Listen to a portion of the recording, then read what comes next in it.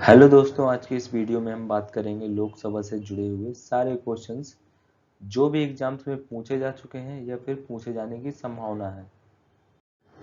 ये सारे क्वेश्चंस पहले कभी न कभी एग्जाम्स में आ चुके हैं, तो आइए इन क्वेश्चंस के बारे में डिस्कस करते हैं। तो आइए दोस्तों, पहले क्वेश्चन की ओर चलते हैं।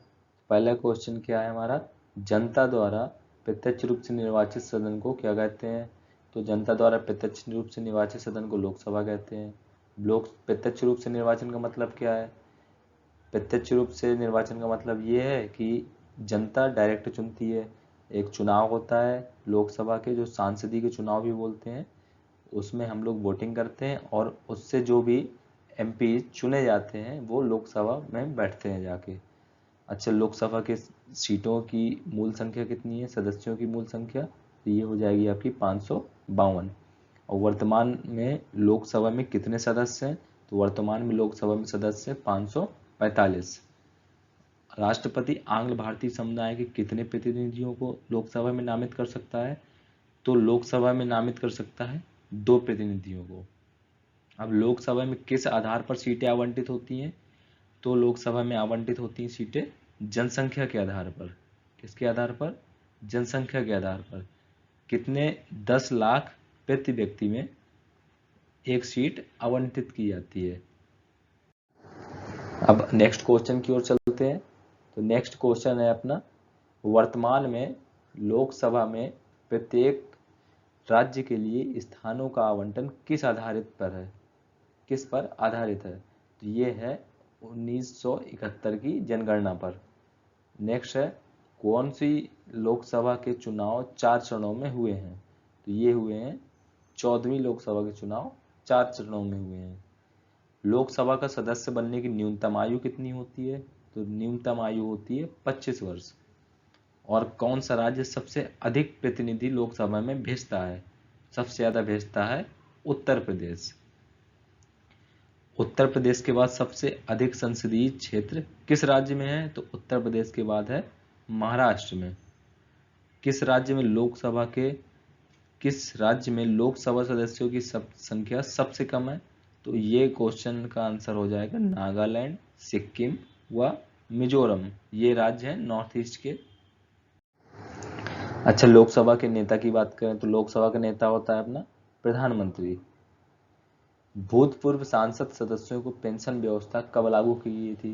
तो पेंशन व्यवस्था लागू की गई थी दोस्तों 1976 में। लोकसभा में कम से कम कितने सत्र जरूरी होते हैं? लोकसभा में कम से कम 2 सत्र जरूरी होते हैं, वर्ष में एक बार, वर्ष में 2 बार। और छमाही सत्र बुलाया जाता है लोकसभा का।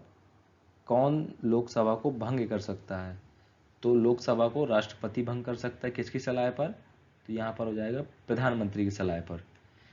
वित्तीय बिल कहाँ पास हो सकता है? तो वित्तीय बिल की बात करें कि वित्तीय बिल कहाँ पास होता है, तो इसका आंसर हो जाएगा अपना लोकसभा में। अब अविश्वास प्रस्ताव किस सदन में लाया जाता है? तो अविश्वास प्रस्ताव लोकसभा में लाया जाता है। बजट किसके द्वारा पारित किया जाता है? तो लोकसभा द्वारा बजट पारित किया जाता है। राज्यसभा से ज्यादा सिर्फ एक यही पावर है इसकी लोकसभा के पास, जो राज्यसभा से ज्यादा है बजट पास करने की। लोकसभा के सदस्यों की निर्योग्यता से संबंधित प्रश्नों का निर्णय कौन करता है?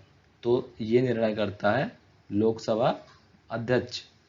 अस्थायी लोकसभा अध्यक्ष को क्या कहते हैं? तो अस्थायी लोकसभा अध्यक्ष को कहते हैं प्रोटेम स्पीकर। प्रोटेम स्पीकर की नियुक्ति कौन करता है? तो नियुक्ति इसकी की जाती है राष्ट्रपति के द्वारा। कितने दिनों तक अनुपस्थित रहने पर लोकसभा के सदस्य की सदस्यता समाप्त हो जाती है? तो 2 माह तक अगर कोई लोकसभा सदस्य अनुपस्थित है तो उसकी सदस्यता समाप्त कर दी जाती है। किस विधेयक को केवल लोकसभा ही पारित करती है? तो वित्त विधेयक को सिर्फ और सिर्फ लोकसभा ही पारित करती है। तो मंत्रिपरिषद किसके प्रति उत्तरदायी होता है? तो मंत्रिपरिषद उत्तरदायी होता है लोकसभा के प्रति। किस अवस्था में संसद लोकसभा का कार्य बढ़ा सकती है? तो संसद लोकसभा का कार्यकाल सिर्फ और सिर्फ आपातकाल की स्थिति में ही बढ़ा सकती है, जब राष्ट्रपति आपातकाल की घोषणा करते हैं तो उस समय लोकसभा का कार्यकाल बढ़ाया जाता है। संसद एक बार में लोकसभा के कार्यकाल में कितने समय के लिए वृद्धि कर सकती है? संसद एक बार में लोकसभा के कार्यकाल में सिर्फ और सिर्फ 1 साल की वृद्धि कर सकती है। यदि कोई आपातकाल लागू होता है तो किस वर्ष लोकसभा का कार्यकाल एक एक करके 2 बार बढ़ाया गया था? ये सिर्फ एक बार बढ़ाया गया है 1976 में। राजनीतिक शब्दावली में शून्यकाल का क्या अर्थ होता है? शून्यकाल का क्या अर्थ होता है? प्रश्नोत्तर काल या प्रश्नोत्तर सत्र। शून्यकाल में क्वेश्चन पूछे जाते हैं। यदि कोई व्यक्ति राज्यसभा का सदस्य है तो क्या वह लोकसभा में अपना वक्तव्य दे सकता है? जी हाँ, बिल्कुल दे सकता है। लोकसभा अध्यक्ष का चुनाव कौन करता है? लोकसभा अध्यक्ष का चुनाव लोकसभा के सदस्य मिलकर करते हैं। लोकसभा का अस्थायी अध्यक्ष कौन नियुक्त करता है? तो लोकसभा का अस्थायी अध्यक्ष राष्ट्रपति नियुक्त करता है। लोकसभा अध्यक्ष अपना त्यागपत्र किसे देता है? तो लोकसभा अध्यक्ष अपना त्यागपत्र लोकसभा उपाध्यक्ष को देता है। निर्णायक मत देने का अधिकार किसको है? निर्णायक मत देने का अधिकार लोकसभा अध्यक्ष को है। यदि लोकसभा सदस्यों की किसी भी मसले पर सहमति नहीं बैठ रही है तो लास्ट निर्णय लोकसभा अध्यक्ष का माना जाएगा। लोकसभा का सचिवालय किससे नियंत्रित होता है? तो लोकसभा अध्यक्ष द्वारा नियंत्रित किया जाता है। भारत के लोकसभा अध्यक्ष कौन थे? प्रथम लोकसभा अध्यक्ष तो ये थे जीवी मावलंकर। भारतीय संसद के दोनों सदनों के संयुक्त अधिवेशन की अध्यक्षता कौन करता है? तो ये करता है लोकसभा अध्यक्ष। लोकसभा में किसी विधेयक को धन विधेयक के रूप में कौन प्रमाणित करता है? तो इसका प्रमाणित करता है लोकसभा अध्यक्ष। किसी समिति का पदेन अध्यक्ष लोकसभा अध्यक्ष होता है, ये नियम समिति के अंतर्गत आता है। लोकसभा महासचिव की नियुक्ति कौन करता है? तो इसकी नियुक्ति करता है लोकसभा स्पीकर। किसी स्पीकर के खिलाफ अविश्वास प्रस्ताव लाया गया था, तो ये लाया गया था के.एस. हेगड़े के खिलाफ। लोकसभा का जनक किसे माना जाता है? तो लोकसभा का जनक माना जाता है जीवी मावलंकर को। ये लोकसभा के पहले अध्यक्ष भी थे। लोकसभा के प्रथम उपाध्यक्ष कौन थे? तो ये थे अनंत सैनम आयंगर।